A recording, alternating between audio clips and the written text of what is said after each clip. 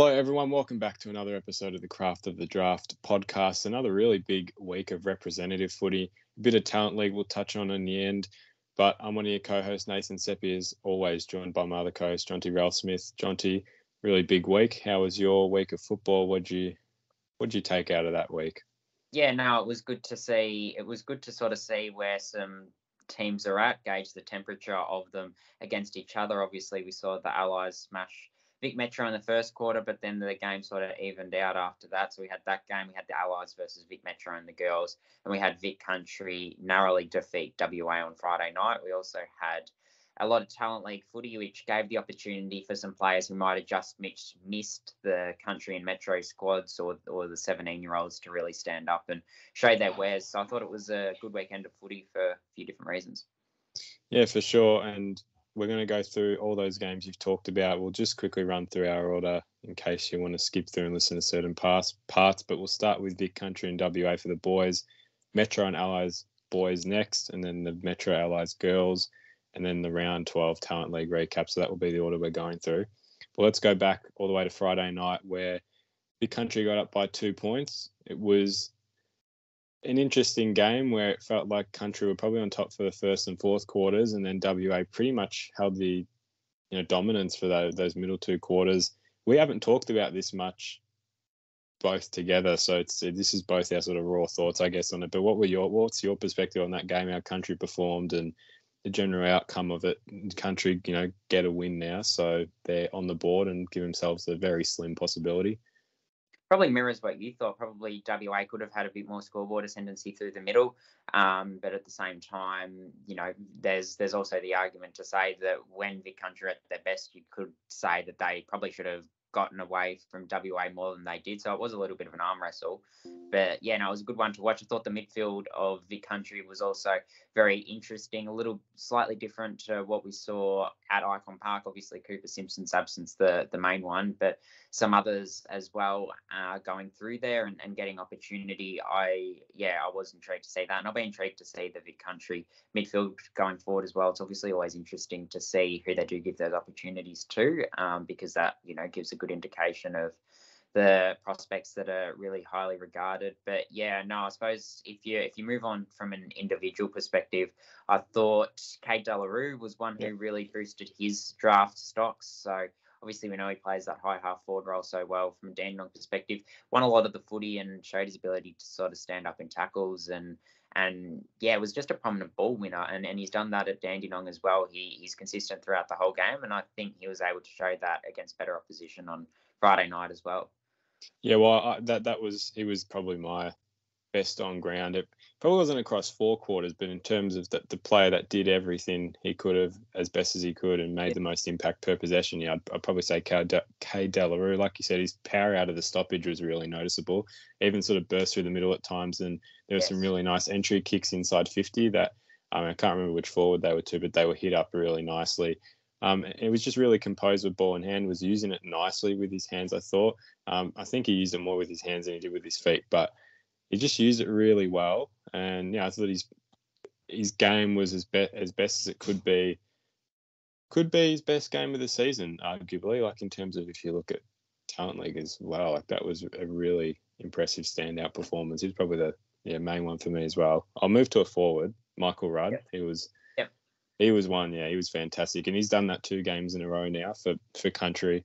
He kicked 3 in the end. So he was really, really impressive. Just really strong overhead. And that was very evident, again, that when the ball goes in, you can rely on him to take a mark. And he's a reliable set shot as well. He was kicking them, and I think he missed, or if he did, he was definitely above 50% for his scoring shots. So it was another one that was fantastic. I'll throw back to you. Was another one that was standing out for you.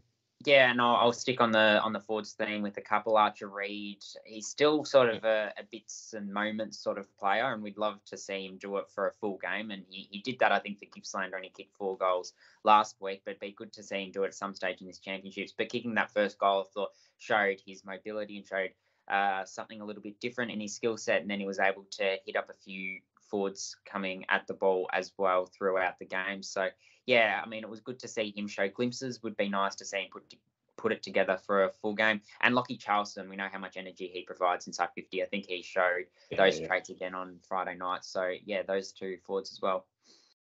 Well, with Charleston, I thought he was his pressure as well was something that's been standing out. I think when he's not getting a lot of the football, that's the trait that probably helps him get himself into the game. And even late, he had two really nice kicks to Harley Reid in the pocket. Those two have a little bit of a connection in terms of the way they move the football forward. But he did it really late as well. And someone who stood up late, that didn't do a lot in the first three quarters, but I know you love talking about him as a player. Billy Wilson had probably the match-winning moment per se. Yeah, it was the really nice angled kick inside, and I can't remember who kicked that goal, but put them up by 8, and it wasn't game over, but it was certainly just gave him some breathing space with the time that was left. What was your thoughts on his game? It was a bit quieter, but I guess those moments late show what he's capable of. So those glimpses of acceleration that he seems to always show, and he has put it together for a full game for Dandenong. I do think he will at some point for Vic Country, but Friday night wasn't the time. But I spoke to someone who compared that pass to having traces of what Hayden Young did, the Fremantle defender in the 2019 National Championships. So, he's certainly got those likeable traits coming off half-back. Angus Hastie, another one that won a lot of the footy and impressed me, obviously, from Geelong, sort of had to play that real lockdown key defender sort of role in the first game to some degree, with Vic Country being a little bit starved of height, had a little bit more freedom on Friday night. And I thought Lamont Lawal was one who bounced back from a very quiet first game and showed a little bit more, gave him something to build on for the rest of the championships and the rest of the season, showed his skill set more holistically on Friday night. Yeah, no, he definitely did. It was definitely an improvement from the first game. It's just his polish. That's probably the next step in his game, because he was getting in a lot of the right spots and making some good runs, but it was just that last kick or that last handball that was often 50-50 with in the end with his disposal. That's probably stopping him from really working himself up in the draft ranks. That's probably the next step for him. I'll touch on two Stingrays that we thought had relatively good games and had their moments, were Di Mattia and Kobe Ship, who had their moments off half back, really good bursts at times. Shame they didn't really get to show a lot of what they were capable of. Was it Di Mattia got moved into the midfield at times, into that midfield group that was roving around, but neither really got to show as much as probably what we wanted to see. What was your analysis? Because they were good games, but they just didn't get their hands on the footy as much as they probably would have liked.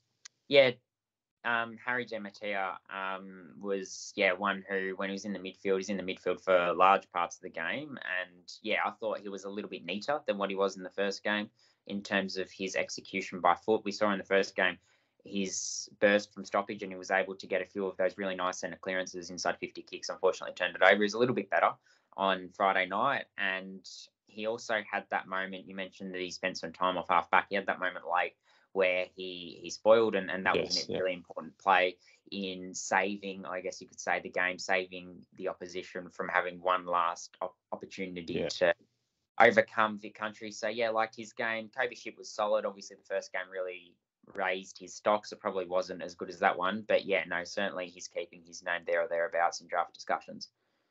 Probably the last thing to touch on with this that I thought would just be nice to bring up in terms of the bottom ages who had a run out there.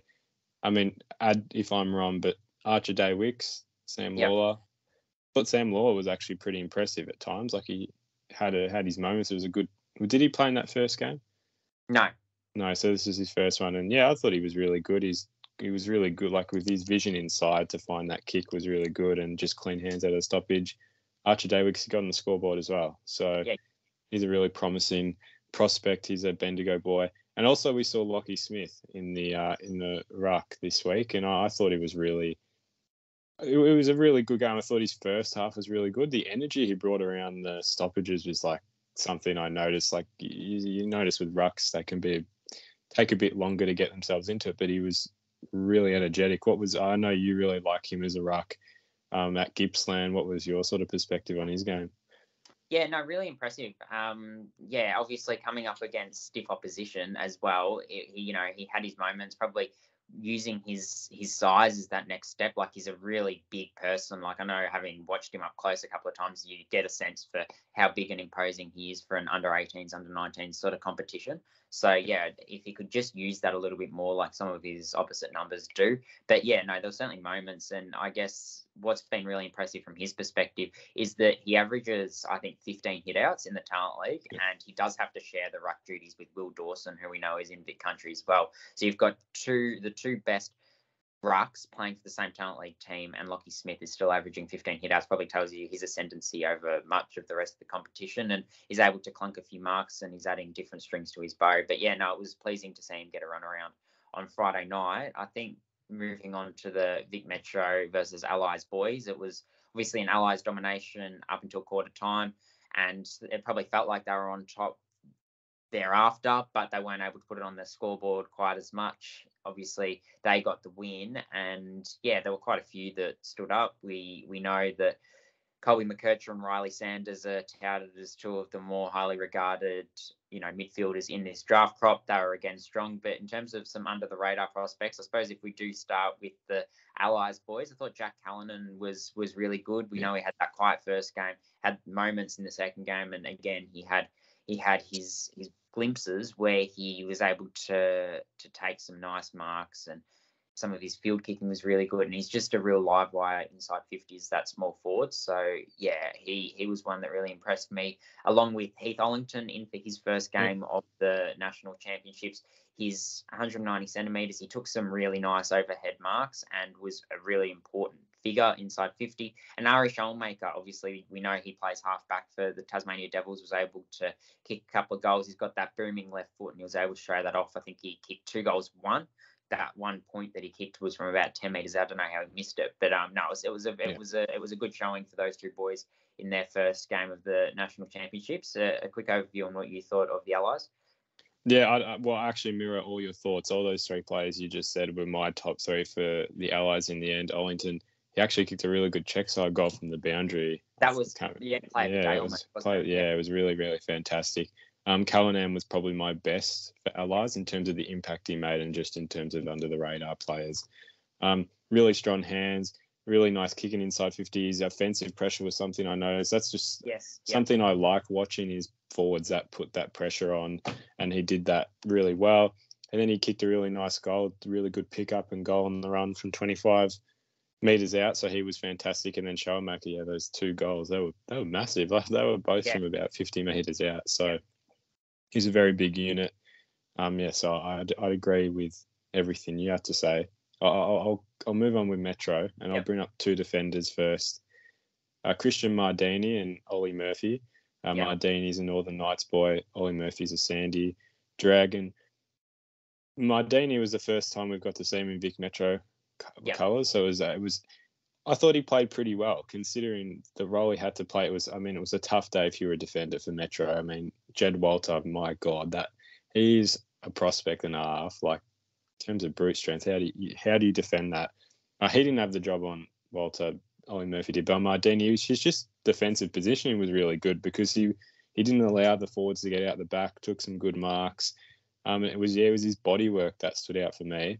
And then with Ollie Murphy, as much as Walter did have quite a dominant first quarter, where it just felt like everything he touched was turning into a scoring shot, I thought he did work his way back into the game really well. His defensive positioning did improve. He got ahead of the play a bit and realised where the ball was going to come, took some really good contested marks, and his intercept defending was really good. He was able to spoil a couple, and he did take some good marks down back. So those were 2 that I thought were good defensively. What was your opinion of their games? I'll quickly give my opinion. I thought, Christian Mardini, he's 1-on-1. He won a couple of really nice duels, which I thought were impressive, more than a couple, probably 3 or 4. So yeah, it was a really impressive performance. I was to some degree surprised he was selected in the squad, but I think he's certainly justified that. He missed the first game. He was expected to play the first game, but I think there was illness that caused him to miss. And yeah, Ollie Murphy, I guess the thing with Ollie Murphy was, yeah, like you said, he did get soundly beaten in the first quarter and it would have been a baptism of fire for him.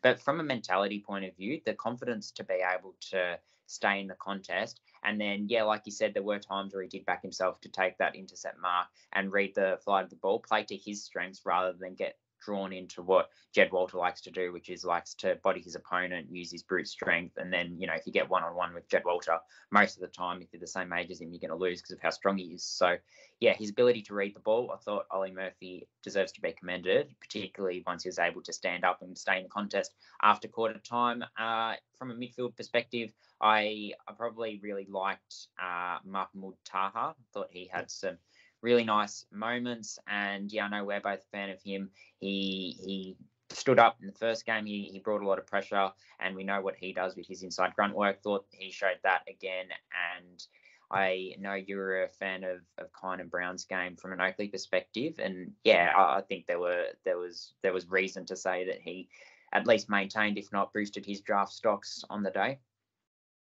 Yeah, well, I think he got tackled and run down for holding the ball in like the first 5 minutes, and that can always set someone off in terms of how they perform for the rest of the day. But after that moment, I thought did some really nice things. It wasn't best on ground by any means, but in terms of just the play, I thought used the ball really well after that point. Really good vision moving inside 50 and helped Metro use the corridor a bit more. They were struggling to really utilise that and move forward, and that's why Allies just killed them at times. Also kicked a really good goal on the run from about 50 metres out.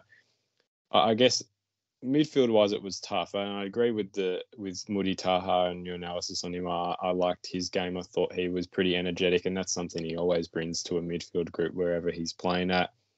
I guess another good one, but it's not really under the radar, was Nate Caddy. I thought he did some nice things, did some good things when he could, and he was taking contested marks like he needed to. He kicked really good check side from the pocket under quite a bit of pressure. I think it was in the second quarter. And then just really good quick hands for a tall as well. But Will Elliott, another one yeah, I thought, an Oakley Chargers player, a key forward who got overlooked in the draft last year after injury interrupted year. He was captain of the Chargers in 2022. He kicked a couple of goals and showed a nice skill set up front. His first game of the championships. Yeah, he did. He got on the scoreboard twice from memory. He kicked 2. Yep. So it was a good game from him. He needs. I mean, I guess when you're a 19-year-old, you just got to keep performing consistently and show your traits, and he's been doing that. I thought Nathan Flacktides was pretty good. Like, I feel like he's one that went a bit unnoticed. Not that he didn't have a bad game, but I thought he used it really well. He's really composed, moving the ball sort of down the wing a lot. Thought Cam Nyko got into it a bit more in the second half, but he's sort of struggled a bit in the first 2 games to really get his hands on it, I feel like there's a lot more we can see with Cam Nyko. I'm Levi Ashcroft. We know his potential. I'm pretty sure he was training with Brisbane this week as well. I saw on Brisbane Sins. So Will and Levi, that's exciting if you're a Brisbane fan. If you're a fan of anyone else, I don't see why that's any good to know those two will be playing soon. They just keep getting good players, Brisbane. Tom Gross, he was in. As a bottom major. Yeah, no, it was good to see him have a run around. We know that Oakley have got their big 3 bottom ages, and Vic Metro are so loaded with bottom ages. He unfortunately missed out in the first game. But yeah, no, he certainly showed that he's got a lot of upside to give, and he's been really good in the first part of the Talent League season. So yeah, he certainly deserves the opportunity. We know how good he was in the under-16s carnival last year as well. Well, last player that I'd like to touch on would probably be Will Green, the ruck. He competed well. I thought he won 30 hit-outs against the Allies. So, yeah, I thought he obviously shared the role with Vigo Vicentini in the first game and was quite strong. But I thought he went to another level as that main man on the weekend. And yeah, he ran someone down. If I could remember who it was, it would be ideal. I should have noted it down, but he did get a massive tackle holding the ball, and yeah, that was really impressive. So should have shown a couple of different strings to his bow and raised his draft stocks as probably the best Victorian-based ruck in this draft crop, I would say, pretty comfortably. Yeah, I'd agree. He's so versatile, even up forward. He's a very hard player to stop. So have to agree. And he's just very talented, very agile for ruck. If you can get a ruck that's that agile, you hit the jackpot in that sense. Well, yeah, that unless you've got any more on that, I feel like that wraps that up. Metro play WA on Sunday, so all Allies have to do is win, don't they? And they've wrapped it up. This is their last game, so all they have to do is win. Even if they lose, Metro would have to win by like heaps to make up that goal difference, I guess, percentage gap. So really Allies to lose at this point. But we move now to Vic Metro and Allies with the girls. The Metro girls got up in that one by, was it 19 points, something around that. But it was a good display for a first game where you could tell there was at times there was a bit of lack of like connectivity just because they probably haven't played a lot together, but they strung together a pretty good game in the end. Very competitive Allies side. I didn't honestly expect that Allies side to be that good because I think the girls have split it. Yeah, they have. Where there's a Queensland. So yeah, there is. Yeah. I don't think any of those Brisbane Gold Coast Academy girls were in Allies. So it was. And we know how strong those girls are. So yeah, it does weaken the Allies, but they're still really strong. Clearly, the strongest performance was Emma McDonald kicking 5 goals, 1 goal in every quarter. She really made a statement. We have seen her do it at talent league level, week in and week out. Anything that comes her way, she marks it. She's a very accurate set shot. She was able to do it again on the weekend. You just delivered inside 50, and there she was. It sort of felt like time and time again. Yeah, it's an interesting play to watch because she doesn't look like she has such a command in that forward line. Like she's tall, but like she's not massive at the same time, and she gets her hands on everything. Even I think like her kicking technique isn't even probably the best it could be, but it always goes in. Like I feel like there's still so much to work with her, and she still does it really well at the moment. Yeah, easily the best on ground for me. 5 goals in your first Metro game as a bottom major is. I'm surprised she's not getting as much attention, like in terms of socials wise, by the AFL women's page and all that, because that's quite ridiculous. I'll move on another forward. Ava Jordan. She played a pretty good game in the Academy under-23 All-Stars game, so definitely backing that up. She was really good with her hands, really a lot of energy around the ball. She always brings. That's something that is a trademark of her game, and was really just rewarded for her effort, I think, in the end. That was she did the right thing. She got a goal, really good offensive pressure, and then, again, she roved really well for a second goal. So in terms of a player that did all the right things, might not have got her hands on the ball every single time, but when she did, she was rewarded for it. So she was really terrific, and I know she was one of the best for you as well. Yeah, she was. Alicia Pisano, another one in that forward line who stood up. She never, I shouldn't say she never, but she didn't on this occasion get the 15 to 20 touches that we've seen that she's capable of. But yeah, when she does get her hands on the ball, she looks like she's either gonna generate a scoring opportunity, whether that's scoring a goal herself or whether that's passing off to a teammate in a better position. I think it was in the first quarter, it was towards the start of the game where it was the clean pickup and the snap around the body and it went through. We see so many players do that sort of thing in the female and male game where they're able to do that perfect play, then they're not quite able to execute and they get themselves in a really good position. She's always able to finish it off. So impressive game from her. Gemma Rigoni's speed through the middle and down the wing to get it going forward. I remember seeing it out at Avalon Airport Oval about 3 weeks ago in the Vic Metro trial games. That was what really catches everyone's eye, I think, when it comes to her. She was again able to show it, so she just backed herself despite the level being a little bit higher. So I really liked her game. And Laura Stone, I know, was one that was in your best, and Eastern Rangers prospect sort of halfback. Yeah, well, she was just really composed, exiting defensive 50, and she was taking good intercept marks. And I thought her just a delivery of the ball down the line, and even she would move it into the middle at times, is really classy. She's one that your transition starts with a player like her. She knows how to move it forward in the most effective way. So she was really impressive. One that I thought deserves a really good mention that had a poor start, but I thought she just kept improving as the game went on, was Isabel Bacon.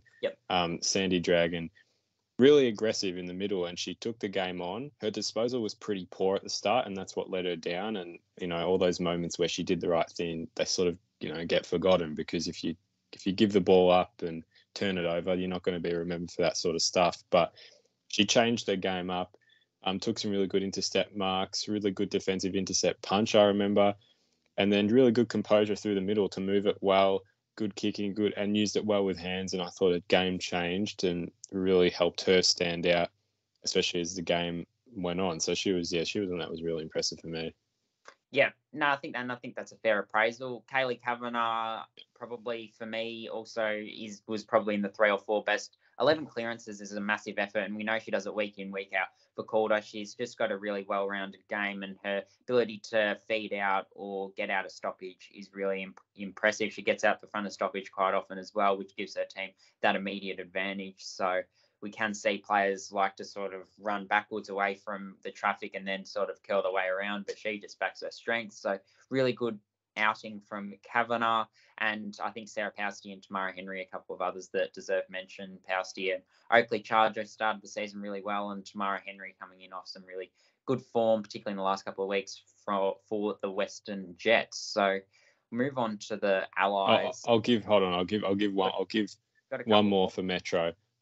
Really sort of one more. Hayley McLaughlin, I thought she was really good. One that just keeps improving. Well, she's very consistent. It's really good clean hands, really good tackling pressure that was on display. I think in the middle of the game, she really showed that.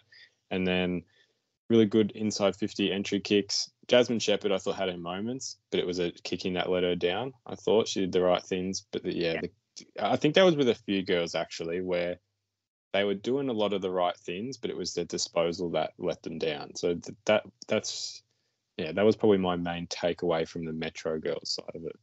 Yeah, the polish side of things, probably overall could have improved. I think one who did have polish, though, for the Allies was Mackenzie Ford. By and large, her delivery inside 50 I really liked, and I thought, her when she got some time in the midfield like she has for Tasmania, she really shone. Probably isn't one I expected to be talking about as being one of the Allies' better performers, but I certainly think she raised her stocks in this first game.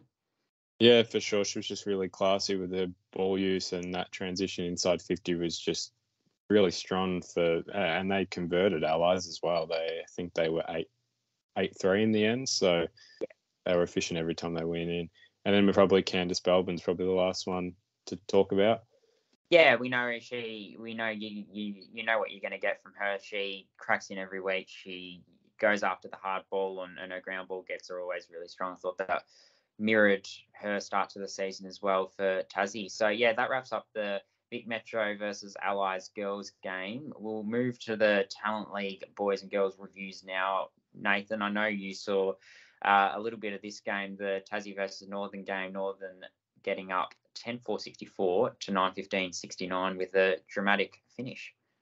It was extremely dramatic. Whilst we were at Sandy and Calder, I thought, I always try to check the scores of other games when we're at something and just, see what's going on. And saw 64-63. There was 26 minutes gone on the scoreboard on the stream, which I don't know how right that was because sometimes they're not in sync. So I'd assumed the player had got injured. There'd be seconds left. Northern player had a kick from about 50, was punched on the line by a Sandy. I was sort of just before the line by a Tassie defender. And then Daniel Wells-esque karate kick out of midair. It was mental. And then the siren went as the ball went back to the middle. So it was dramatic, as probably one of the most dramatic ends. The only moment I can remember that was probably more dramatic was I think last year when Harley Reid got the free kick after the siren to get a kick right in front of goal. So that was that probably is I'd say that beats it. No, almost. It was a fantastic game in terms of the finish. So Northern move, if I'm not mistaken, they moved to second now, and Tassie are 2 games ahead on first. So they're technically really first when you look at wins on average. So Northern, they're flexing their muscles. So it was insane. But Sandy Calder, we were at this one. Yeah. Sandy got up 14-7-91 to 11-5-71, and Calder up by 28 points in the third quarter. So it was a really, from that point onwards, it was 56-8, something along those lines, if my math's correct. So who were your standouts from both sides? Yeah, look, I really enjoyed seeing Hugo Garcia get midfield minutes with the likes of Mudi Taha away on Metro duty. We know that we know that Rai Penny didn't play either. He played for Collingwood VFL, made his debut, so congratulations to him. But yeah, Hugo Garcia showing that he's able to win the hardball and also had moments where he showed that explosiveness and ability to break tackles, which I've seen when you watch him off half forward. So 27 touches for him, and he was probably their best on ground when they had it going their way in that first part of the third quarter as well. And Jaden Wynn, I really liked. He had that really impressive goal in the first quarter where it's a clean gather from about 50 metres out, shrugged off 3 or 4 tacklers, and then snapped it from 30, the perfect finish. And yeah, he played under 16s Vic Metro last year. And yeah, Sean, I think, and yeah, his pressure and what he brings on the wing is really impressive. And I thought he took another step. Only won 15 touches. It felt like he had a lot more impact than that. So that tells you how good he is when he does have the ball around him. And I know you're a fan of Noah Scott. Nathan, 25 possessions. I think he impacted again. Yeah, well, he's been really good in his last couple of weeks of Talent League footy. Been really good, especially against Eastern. His energy and speed out of the stoppage is very evident, especially out of the centre stoppage. He'll break wide, and he's always he's one you give it off to, and he'll deliver it inside 50. And he uses it very well. He's done that 2 weeks in a row. He's a good size, I feel like, for a midfielder. He's just moves it well. He moves it quickly. So I've loved watching him. We'll talk about the Sandy side of it. Yeah. Murphy Reid, I mean, he's a very good player. He's probably an understatement at this point. 3 goals, really like odd goals this week, but they were all good in their own way. Yeah, well, 3 goals and won plenty of the footy as well, and he was effective when he had it. Archer May in the wet also really impressed me. I think he hit the scoreboard a couple of times. One of them was a really crucial goal in the fourth quarter where he got it. It was a wet ball and he snapped it from 30. And yeah, finished. It was quite impressive, but quite clean for a tall guy in the wet. There was time where it came in and he sort of got it on the half volley, trapped it on the floor, handballed off to a teammate who probably should have finished but didn't. But yeah, no, he's really showing what he can do. He's a Richmond VFL listed player as well. So yeah, we had him and Luke Lloyd obviously kicked 3 goals, I think, in the last quarter, and yeah, continues to show his strong hands. It was obviously those are a couple of tall forwards who shone the day, but the best moment probably wasn't the finish. It was probably the start of the game when a fellow tall forward, Cal Shadir, kicked the first goal of the game, because we know it was the Dare to Hope match for Kalsha and his family. Obviously, Paul Deere sadly passing away last year due to pancreatic cancer. So that match was to raise awareness for the fund, which goes towards research to pancreatic cancer. We saw that AFL had a match with funds going to a similar cause, Hawthorn versus Carlton, on the Sunday. But yeah, Kalsha certainly played his role and I think worked hard. It was a spirited performance throughout. And yeah, when he kicked that first goal, a set shot from about 25 and seeing all his teammates get around him, it was fitting. Yeah, it was really fitting. And we did talk to Kalsha after the game. That video is on our socials. Make sure to check that out. It was a fantastic chat, and to hear what he had to say about the cause was amazing. They all the players, Sandy boys and girls, wore purple socks, which is a really nice touch as well. And I was at that Hawthorn Carlton game. It was really nice. On level 3, they had a bay of purple silhouettes, which was really nice. So a whole 3 bays were filled, which really nice touch. And even pre-game, just the way they went about it was awesome and really nice touch. So a great cause, and it was done really well, I thought. And yeah, Kalsha, it was lovely to see that first quarter moment. Yep. We'll move on to the Murray versus Bendigo game now. Murray 18-58, Bendigo 12-13-85. Toby Travalia had 26 disposals in this game, so one who was probably a little bit unlucky to miss out on Vic Country selection. We've obviously seen the rise of Archer Day Wicks, like you touched on, but yeah, Toby Travalia will certainly be really highly regarded come next year and will be around that AFL Academy squad, I would have thought. So good to see him perform. Gippy and Dandenong. Gippy got it done 9-16-70 to 8-8-56. Dandenong mounting a comeback in the last quarter. Cooper Hines kicking 3 goals in that last quarter and finishing with 22 and 5 goals.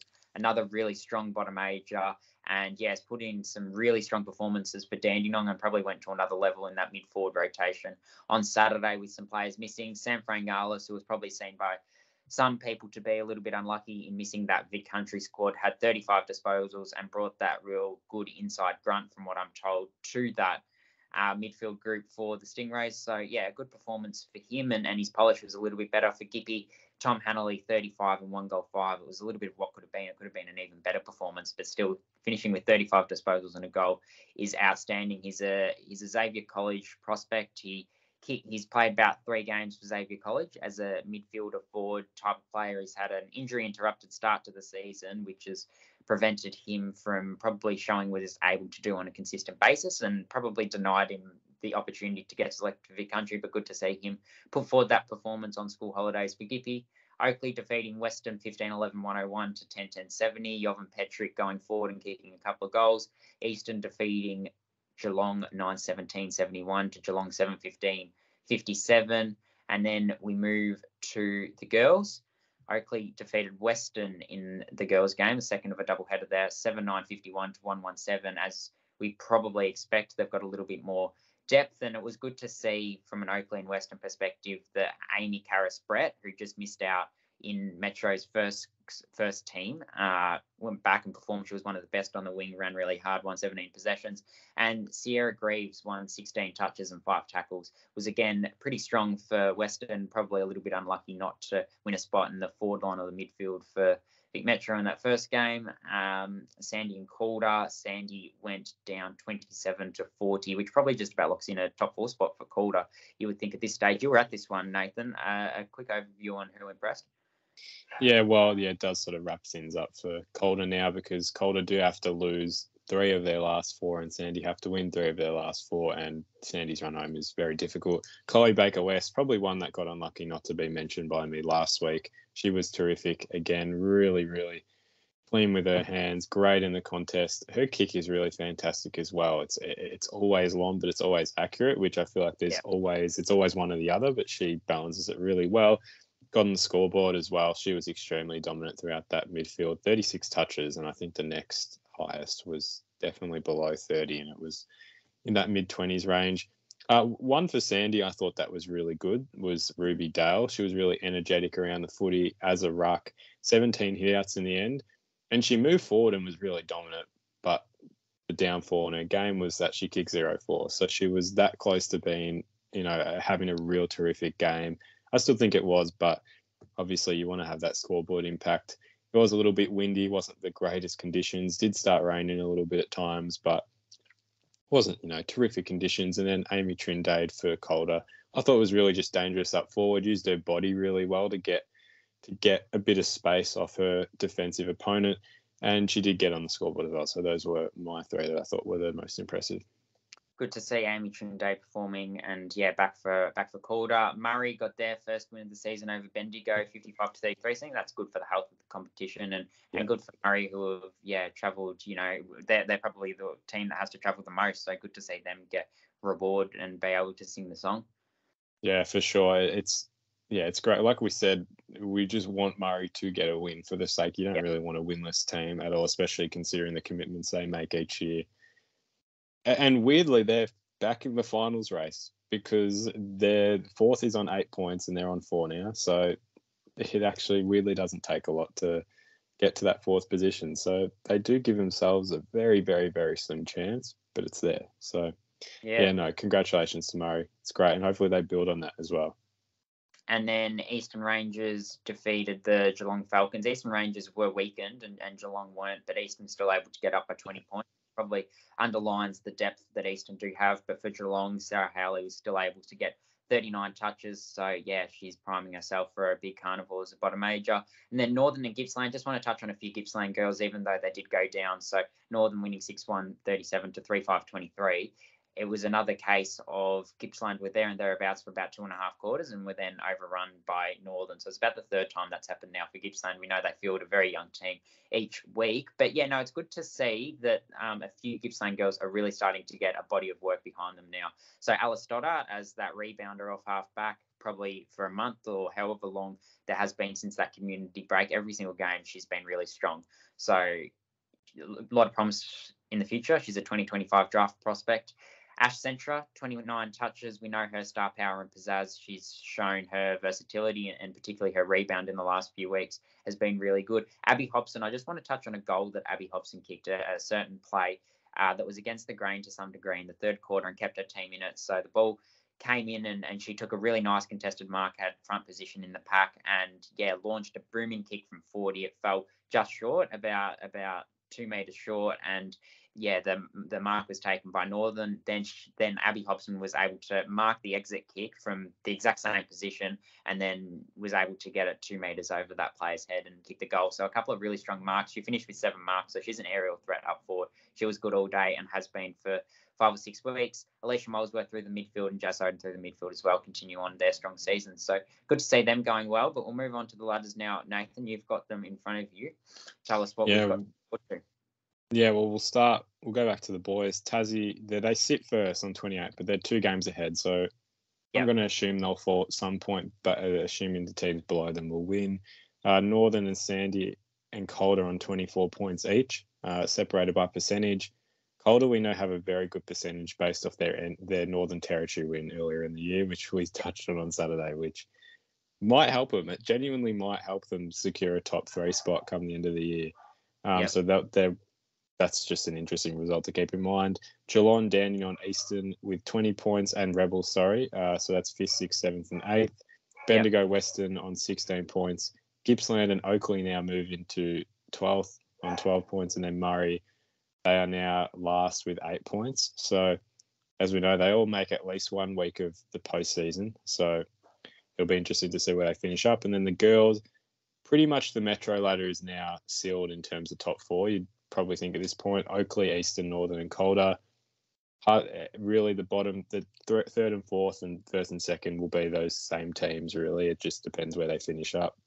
Yeah. And then Country, similar story. Geelong first on 24, Dandenong, Tassie 2nd and 3rd on 20 points. And then there's a pretty big gap between 3rd and 4th, where it's Rebels, Gippsland, Bendigo on 8 points and Murray on 4. So that's why it's really it's anyone's spot, in that 4th spot. Who knows where it'll end up. But now we'll move to our tips. It was a terrible week of tips for both of us, I must say. I think combined over the both boys and girls, we got like 3 each, 4 each. You got me by 1, but it was a really bad round. I think we only got 1 for the girls. So very bad round of tipping for us. We'll move on. Round 13 tips for the girls. We start with Tasmania and Oakley in Tassie. Be interesting matchup. It's always difficult to travel over to Tassie and win, but I think Oakley's depth will probably do it. As do I. Yeah, I'll back the Chargers. Western and Northern at Williamstown. Again, Northern, they've showed that when Metro's on, they still have the depth and they've got some really good bottom ages to push them over the line, and I think Northern will do it. Yep, I agree. And then Dandenong and Sandringham, bit of a rivalry. This one's at Frankston on the Saturday twilight. This is. Yeah. Sandy, they performed pretty well given their losses on Saturday. Dandenong, we know how powerful they are, and they should retain all their country players as far as I'm concerned, considering there's no country for the girls. So I'd have to go with Dandenong. Yep, for sure, and I'd love to see some bottom ages really perform. I know they've got a good crop coming through. Geelong and Gippsland at Avalon Airport Oval. Geelong, they fell down to a half-strength Eastern team, so it'll be interesting to see how they back up. Probably a disappointing loss in their eyes, and we know how good Gippy have been, even though the results haven't fallen their way, but we know how much potential they carry. I'll probably lean towards Geelong, but Gippsland, they won't go over there and let Geelong beat them easily. Yeah, well, you talk about the Sodens, the Molesworths and Entras and the Stoddarts. They're putting together really strong seasons, but I do still think that Geelong have still got a little bit better at the top end and a little bit better depth, so I'll say Geelong as well. On the Sunday, Bendigo and Calder. Big trip for Calder. This is all the way in Mildura, so I don't know if they'll even fly there. That is quite a road trip if they're going to go by car. Bendigo, pretty disappointing loss, losing to Murray. They gave them their first win, and Calder were very impressive against Sandy with a lot of players out with Metro. So Calder would have to be my tip. Yeah, Calder going to this one as favourites. I want to bounce back. And then GWV and Murray in Craigieburn to wrap up the girls for round 13. Murray will have some confidence now, which is something they haven't had all season without a win. So now they've got that win. Rebels, we know, need a win in terms of solidifying and getting into that fourth spot. So I'll be very interested to see who has the ascendancy going into this game, but I'll back Rebels to get it done. It's one where Rebels just need to win. I really did like watching them in the first month of the season, but they've still fallen away to some degree. But I do still think they have the talent to get over the top of Murray. So I'll stick with you. We've gone the same for every single game this week, I think, Nathan, which is rare. We have, which it is rare. And then we'll move to round 13 for the boys. Again, a lot of double headers in this round, Tasmania and Oakley in Tassie. Oakley got a really important win just to probably kickstart their season again, and Tassie just fell short in the last 10 seconds of their previous match. I'm very interested to see how this turns out. Tassie, I'm not sure what they're going to come out with, and Oakley I feel like have not less to play for, but the expectation definitely isn't on them as much when you have Metro going on. So I'll go with an upset. I'll say Oakley. Yeah, it'll be a test of depth. Obviously, both teams missing their top end players with the national champs, but I think Tassie will do it based on what we've seen them do without their top players in recent times. Western and Northern at Williamstown. Again, another double header with the girls. Western fell to Oakley. Northern obviously won in that last 10 seconds. I love Northern's 06 players, their bottom ages. They're very exciting, bring a lot of flair and speed to their game, which is something that is eye-catching with Northern's game. So I'll back Northern. And I'll back Western. I've really enjoyed what I've seen and heard about Western. They've probably had a few players unlucky not to make Metro. You know, your Jake Smith type of players, so it can be a good opportunity for them to stand up in the absence of you know some other talent league players that are playing Metro and Country. Dandenong and Sandringham at Frankston. This is a Saturday night game, which doesn't usually happen. It's usually a Friday night, but it's Saturday night this week. I mean, I'd have to go with Sandy. Both teams are very lucky with their top-end talent. So we saw Dandenong probably struggled a little bit more than what Sandy did. So I'd have to say Sandringham. Yeah, agree. Their depth is just so good that even when they are lacking with the Metro players and they're more affected, they've got more players out, but then they have so many coming back with no private school footy on. So be a good opportunity for them to shine again. And we saw what they were able to do against Calder, so they're still a powerhouse. Geelong, Gippsland, Avalon Airport Oval. Gippy a good win. They need to just keep winning to keep the confidence there. And Geelong went down to the Rangers. Tough one to pick from, in all honesty. When you have rep footy going on, it does become a bit interesting in who you sway towards. I'll say Gippy will come in with a bit of confidence. I'll go with Gippsland. Yeah, and I'll go Geelong. I think they'll just beat them with depth and a few bottom ages. I'd like to see perform your Ivasic type players. Yeah. Bendigo, Calder and Mildura.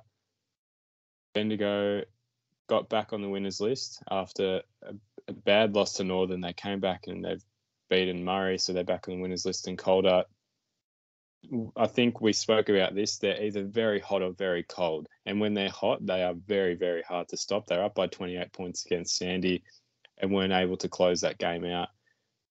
I really like what their youth brings. They're so exciting when you look at it. So I like both these teams very equally, but you pick and I'll go against you. Yeah, I'm going to go Calder. I'll go Bendigo. I was going to say Calder, but I'll just go against. I'll say Bendigo. And then to finish off, GWV Rebels and Murray Bush Rangers.